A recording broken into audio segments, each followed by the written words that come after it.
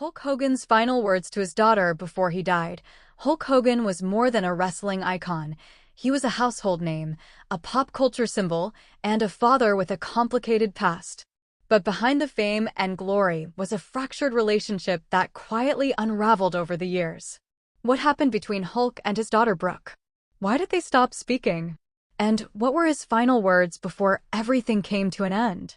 This story takes a closer look at the silence, the regrets, and a heartbreaking revelation that surfaced only after it was too late. What you're about to hear might change the way you remember him forever. The world knew him as the immortal Hulk Hogan, the bandana-wearing, 24-inch pythons flexing, all-American hero who electrified arenas and turned wrestling into a global spectacle. But behind the iconic mustache and the ripped yellow tank tops was a man carrying the weight of 1,000 regrets. None heavier than the broken relationship he shared with the one person who once idolized him most, his daughter, Brooke. To millions of fans, Hulk Hogan was invincible.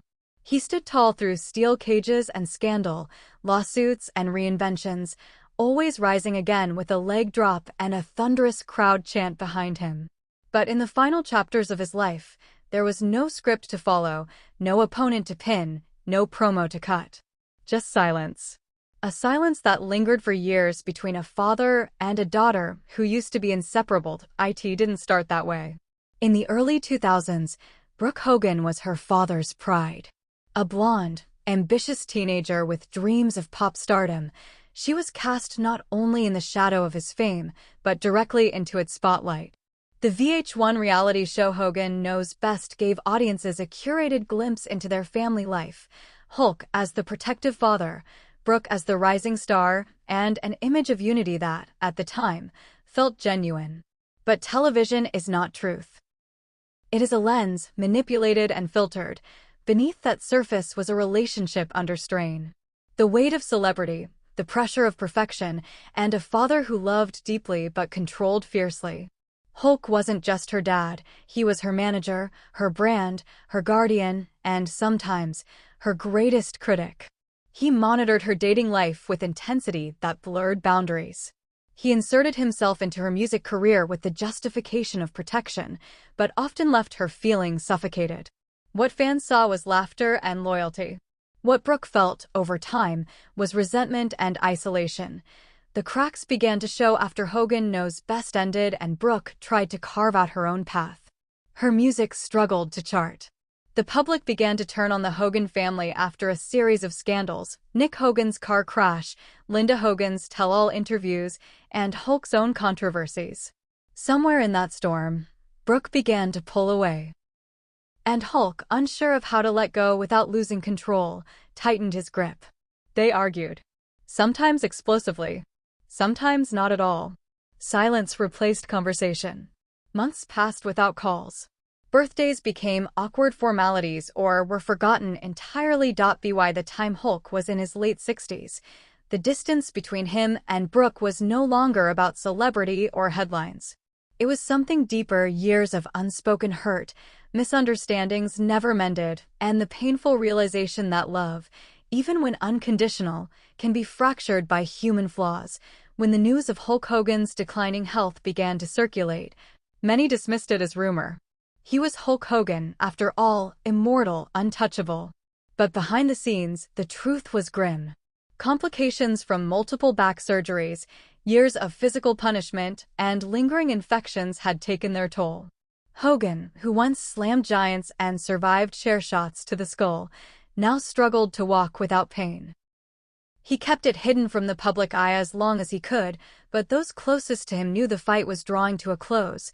Brooke Hogan found out not from her father, but through a third party, a mutual friend who called her late one night and said gently, "Your dad's not doing well. You should call him." But Brooke didn't pick up the phone. She stared at it for a long time, her heart pounding, her hands trembling. She thought of the last time they spoke, nearly a year ago, and how it ended in cold words and accusations. She told herself he'd reach out first, that it was his place to apologize, that he owed her more than a deathbed reunion. But the truth was, she missed him. And she hated herself for not knowing what to do. Days passed. Hogan was admitted into a Florida hospital under tight secrecy.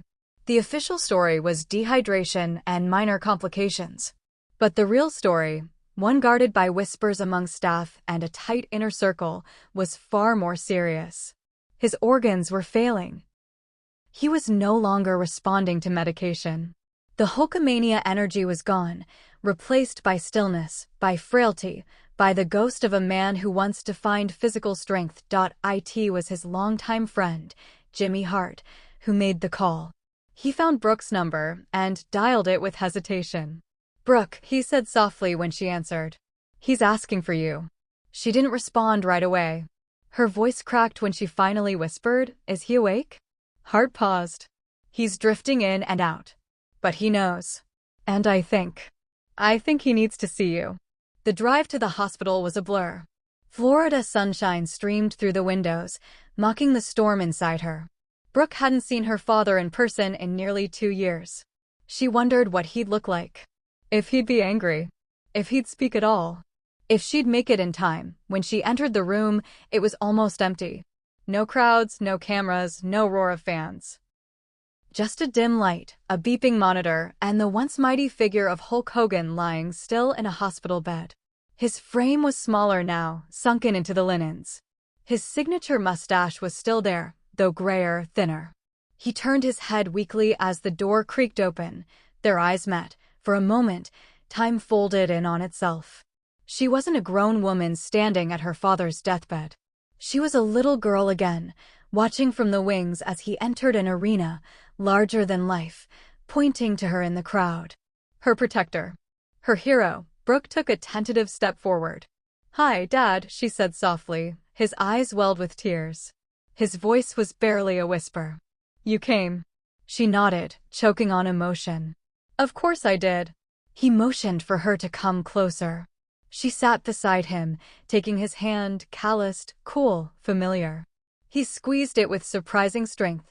"Brooke," he began, his voice raspy. I messed up. I wasn't always the dad you needed. I didn't know how." She tried to speak, but he continued. "I was scared. I thought being strong meant being in control. But I should have let you grow. I should have listened more, talked less. I should have just loved you better." Tears streamed down her face. "You did your best, Dad. I know you did." He smiled faintly. "But it wasn't enough.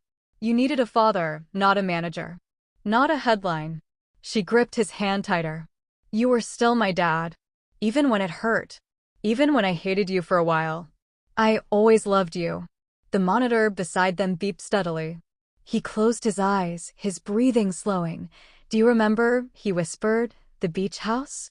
When you were 7. You sang on the balcony. Said you wanted to be a star." She nodded, smiling through tears. "You told me I already was." He opened his eyes again, soft and wet with pain. "You are. Always were. I just didn't know how to let go." Then, with his final reserve of energy, he said what would become his last words. "I'm proud of you, Brooke. I've always been proud of you. I love you." Brooke broke down, her sobs filling the silence left in the room. She held his hand until his breathing faded into stillness. Until the beeping became a long, uninterrupted tone. Until the nurses quietly entered and gently pulled the sheet up over his chest. The world would soon learn that Hulk Hogan had passed away. The headlines would mention the date, the legacy, the accolades. They'd play clips of WrestleMania, of body slams and promos, of "What ya gonna do, brother?" echoing across decades.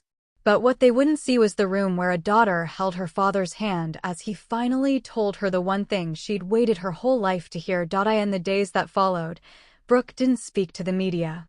She declined interviews, ignored calls, shut down social media. Her grief was too raw, too sacred. Instead, she spent time alone, sifting through old photographs and home videos. She found one clip from Hogan Knows Best, where she was singing in the living room and her father stood behind her, pretending to play air guitar, laughing and cheering.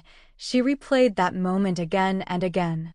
Not because it was perfect, but because it was real. Messy, loud, loving, and real. For all his fame and flaws, Hulk Hogan left this world as a father who finally found the words his daughter needed. Not in front of a crowd, not on a stage, but in the quiet of goodbye. In the days that followed Hulk Hogan's death, the world lit up with tributes. WWE aired a special montage the next night, a slow-motion reel of leg drops, stare-downs, and crowd chants set to orchestral music. Social media erupted with hashtags. Hashtag Thank You Hogan, hashtag RIP Hulk, hashtag The Immortal One. From Dwayne "The Rock" Johnson to Vince McMahon, legends and fans alike poured in their condolences. Wrestling icons called him a pioneer, a trailblazer, the man who turned wrestling into mainstream entertainment. But for Brooke, none of those grand memorials felt real. The man those tributes praised, the myth, the icon, wasn't the same man who held her hand and wept in that sterile hospital room just days earlier. She appreciated the outpouring of love, but she couldn't help feeling as though the world was mourning a character, not the complicated, imperfect father who had finally been honest with her. She spent most of her time in silence, avoiding even her closest friends. She didn't want to talk. She didn't want to cry in front of cameras. She didn't want to speak for him. All she wanted was space to grieve, not the WWE star who wore red and yellow and thundered about vitamins and prayers, but the man she had spent most of her adult life angry at. The man who'd disappointed her, protected her too much, loved her imperfectly, and then found a way to make peace with her when it mattered most. Funeral arrangements became the next battle. WWE executives wanted to make it a spectacle. A national television tribute, a sold-out arena, chants of Hogan. Hogan, bouncing off rafters like thunder. But Brooke, armed with legal authority and the memory of her father's quiet final hours, refused. She knew what the world wanted, but more importantly, she knew what he wanted. In his final conversation with her, just moments before his body gave out, Hogan had said something quietly: no arenas, no shows, just peace. And Brooke honored that. The funeral was held in Clearwater, Florida, at a small, private chapel overlooking the water. No jumbotrons, no pyrotechnics, just family, old friends, and a few close wrestlers who'd known Terry Bollea, the man behind Hulk Hogan, for decades. Jimmy Hart delivered a tearful eulogy. Ric Flair, voice trembling, recounted stories of the early road days, where Hogan would fall asleep on motel beds in full gear, only to wake up and do it all again. And when Brooke took the podium, the chapel fell into a silence so heavy it felt like gravity had thickened. She stood there, holding a folded piece of paper in her hand, but never looked down at it. Her voice was raw. My dad wasn't perfect, she began. He made mistakes. Big ones. We spent years not speaking. But in the end, he showed up. He told me the truth. And he gave me a gift I never thought I'd receive. He told me he was proud of me. That's what I'll remember. Not the headlines. Not the scandals. Just that moment. She paused, looking toward the closed casket in front of her. He called himself immortal. But now I realize immortality isn't about never dying. It's about what you leave behind. And Dad, you left behind more than just wrestling. You left behind forgiveness. And I'll carry that forever. She stepped down, and the chapel filled with quiet sobs. There were no chants. No grand music. Just the sound of waves rolling outside and the rustle of tissues as people quietly grieved a man who had touched so many and hurt many, too, but had managed, in the end, to find a fragment of peace. After the service, Brooke walked alone along the shoreline behind the chapel.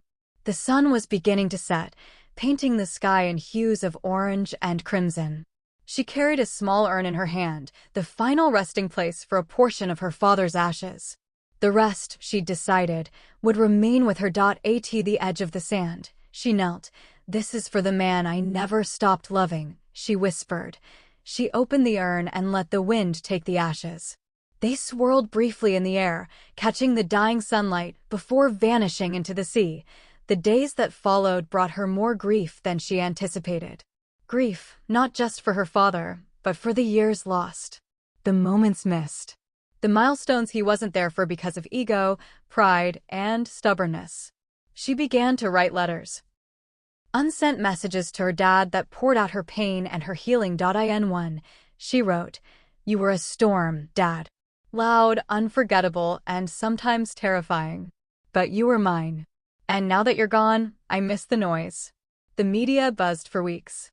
Rumors surfaced about a tell-all interview with Brooke, an HBO documentary, even offers for a memoir. But she turned them all down. For once, she didn't want to sell the story. She wanted to live it on her own terms, in her own way. She found herself replaying voicemails he'd left her years ago. Most were short, sometimes awkward, filled with fatherly advice and outdated slang. But one stuck with her, the last voicemail he ever left her, sent nearly a year before they reunited. "Hey Brooke. I know we ain't talking much these days. And maybe that's my fault. Scratch that, it is my fault. Just wanted to say I hope you're doing good. I think about you every day. Still your biggest fan. Always was." She deleted it once in anger. But some part of her had recovered it, as if her heart knew it might be the last time he'd speak to her without bitterness.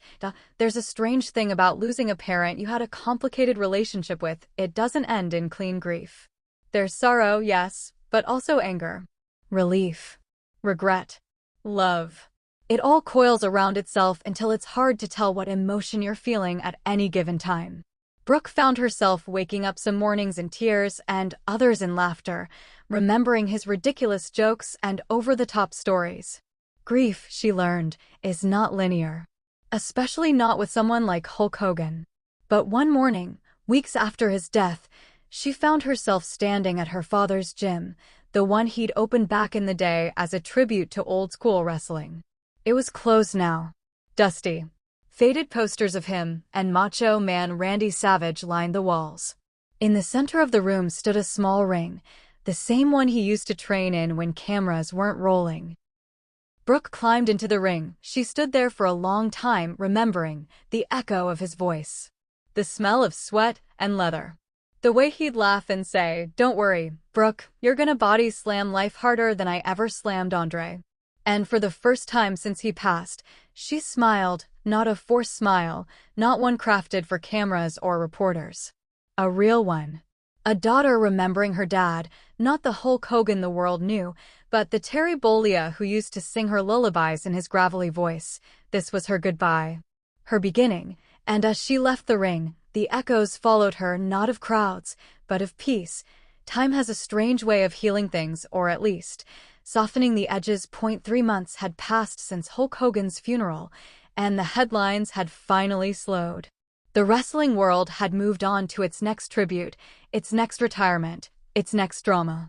But for Brooke Hogan, the silence that followed was deafening. There were no arenas to walk into, no lights to stand under, no crowd waiting for a catchphrase. Just the quiet echo of unresolved memories. She returned to Nashville, where she'd been building her own life away from the chaos. Her small home on the outskirts of town became a sanctuary. Every wall held a photograph, some old, some recent. She had placed one particular photo at the center of her living room, framed in polished silver, a grainy snapshot of her and her father backstage at WrestleMania 18, his arm around her shoulder, sweat still dripping from his brow. Both of them laughing about something now long forgotten. It was the version of him she wanted to remember, strong, joyful, present. But grief is a mirror, and in the weeks that followed, Brooke began to see parts of him in herself. The stubbornness, the overwhelming need to fix things, the fear of vulnerability masked by strength. It hit her hardest during a meeting with a music producer, someone who'd once worked with her on her early pop projects. He greeted her with warmth, but during the session, offhandedly remarked, "You've got your dad's fire." The words caught her off guard. She left the studio early that day. That night, she sat alone on the floor of her bedroom with a notebook in her lap, just like she had as a teenager. Only now, the lyrics didn't come from ambition or dreams of stardom.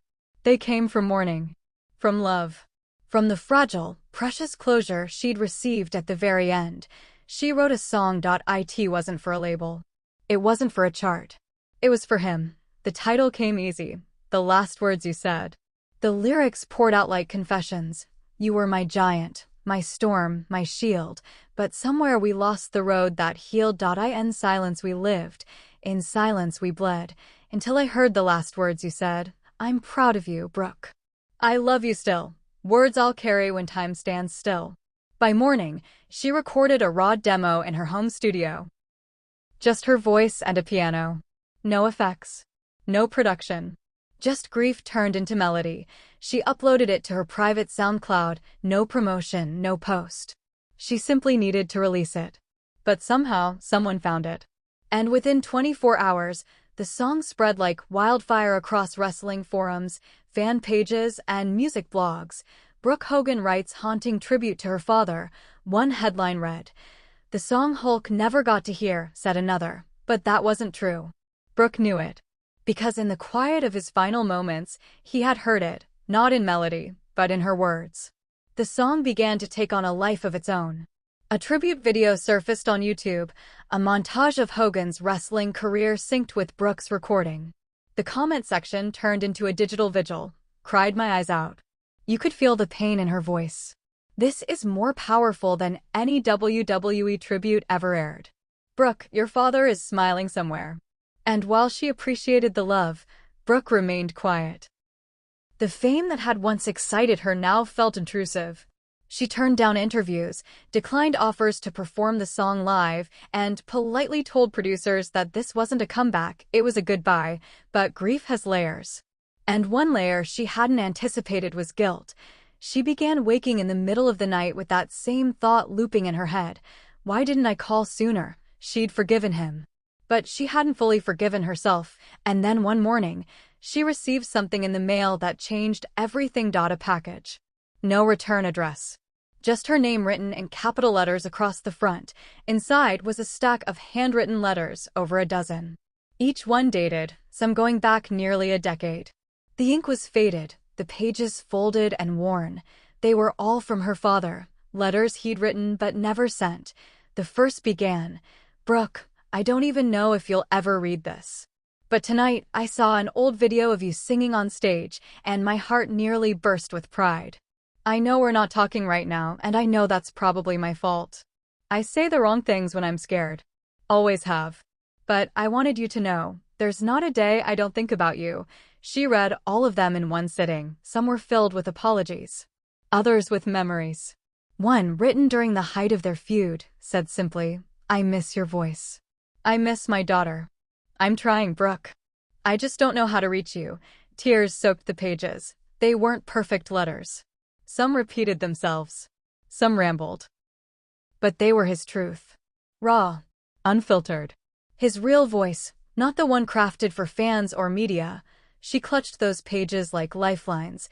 They became her therapy. In one of the last letters, dated only 6 months before his death, he'd written, "If I go before we talk again, just know, I never stopped loving you. And I never stopped being proud." Those words echoed his last ones in the hospital. And for Brooke, it was as if fate had made sure she received them twice. One spoken, one written, both eternal. Eventually, Brooke decided to do one final thing in his honor. Not for the fans. Not for wrestling. For them. She partnered with a small organization in Tampa that helps estranged fathers and daughters reconnect. She named the program Second Chances. It offered counseling, travel stipends for reconnection visits, and private support groups for those too ashamed to admit how long it had been since they picked up the phone. Her only condition? No press, but word spread anyway. And letters began pouring in from all over the world, stories of reunions, of tears, of hugs that came just in time. One woman wrote, "I hadn't seen my dad in 11 years. Your story gave me the courage to find him. We met last week. Thank you for helping me not miss my last chance." For all the flash and noise that had defined Hulk Hogan's career, in the end, it was the quiet acts, the whispered confessions, the handwritten letters, the final words in a hospital room, that became his most lasting legacy. And for Brooke, she had finally made peace with the silence, because in it, she found his voice, not the wrestler, not the superstar, but the father. The months turned into a year. Life moved forward, slowly, quietly, but not without its moments of heartbreak. There would always be reminders. A flash of yellow and red on someone's t-shirt. A raspy brother shouted from a car window as a joke. An old interview clip auto-playing on YouTube. Little fragments of Hulk Hogan's world, still echoing through hers, but for Brooke, grief had become gentler. Less like a roaring wave, more like a tide that receded, then returned. Some days, she felt strong, able to smile at memories without crumbling. Other days, it only took a song on the radio or a stranger's passing resemblance to drag her back under. She had kept every one of her father's unsent letters in a locked wooden box by her bedside. On the days when the ache returned, she would read one aloud. Not just to remember him, but to hear him. To ground herself in the complexity of their love. Love that wasn't always soft. Love that had taken its time to be spoken. It was during one of those quiet mornings, tea in hand, sitting cross-legged on the floor, that she opened the letter dated closest to his final days. This one was different. The envelope was sealed in wax. Inside, on stationery aged and worn, was a single sheet of paper with 2 simple sentences. "If I'm gone, don't let them remember me wrong. Tell them I was more than the man in the ring." She read it 3 times. Brooke understood what he meant. The world would always remember Hulk Hogan as a showman. The crowd-surfing legend. The man who body-slammed Andre the Giant. But Terry Bollea, the man behind the character, was something else entirely. And he didn't want to be buried behind the persona. That's when the idea came to her. Not a wrestling tribute. Not a documentary or television segment, but something intimate. A letter to the fans. Her own point 1 year after his death, on the anniversary, Brooke posted a video, no fancy lighting, no background music, just her sitting in front of a window, sunlight pouring in. Her voice, clear and steady, broke the silence. "I've stayed quiet for a year. Not because I didn't have anything to say, but because I needed to feel first. I needed to grieve in private, away from the spotlight, away from the noise, but today, I want to speak. Not just as Hulk Hogan's daughter, but as Terry's daughter. He was flawed. He made mistakes. He hurt people. And he spent years trying to make it right, fumbling along the way. But at his core, he was a man who loved. Fiercely. Loudly. Sometimes imperfectly. He didn't always say the right thing. He didn't always show up the way I needed him to. But in the end, he showed up in the most important way possible, with honesty. With truth. With love. His final words to me were, 'I'm proud of you. I love you.' And I believe he meant them with every piece of his heart." Her eyes glistened, but her voice didn't waver. So if you remember him, remember all of him. The hero in the ring. The father offstage. The man who struggled, fell, got back up. The man who didn't want to be immortal anymore. He just wanted to be understood. She paused. Took a breath. "Thank you for loving him all these years. And thank you for giving me space to find him again." The video, though never intended to go viral, did just that. Millions of views within days. Wrestlers reposted it. Fans shared it with messages of support. Even those who had once criticized Hogan found something undeniably human in her words, and for the first time, Brooke felt something she hadn't felt in a long time: peace, not because the pain was gone. Not because their story had been wrapped up in a perfect ending, but because the silence was finally complete. Nothing was left unsaid. Later that year, Brooke visited a school in Clearwater where she had once done a charity event with her father years ago. The school had renamed their annual father-daughter dance in his honor, the Hogan Heart Dance. She was invited as a guest speaker. She almost declined, but something pulled her back. She stood on the gymnasium stage, looking out at dozens of daughters twirling in their dresses, holding their father's hands with joy. She thought of her own childhood. Of the way her father's shadow always felt bigger than life on television, at school, even at home. And how all she ever wanted was to be seen not as a prop in his spotlight, but as a person he loved unconditionally, and eventually, she was. That night, she danced with a father who had lost his own daughter to cancer. He'd driven hours to attend, simply to be part of something that honored connection. They didn't speak much. But in the quiet of the gym, lit only by string lights and distant laughter, she felt the warmth of her father again. Not as a towering legend, But as a man who'd tried imperfectly to be better, when she left the event, she passed by a mural on the school wall. It had been painted by students. In it, Hulk Hogan was drawn mid-leg drop, his signature pose immortalized in bold colors.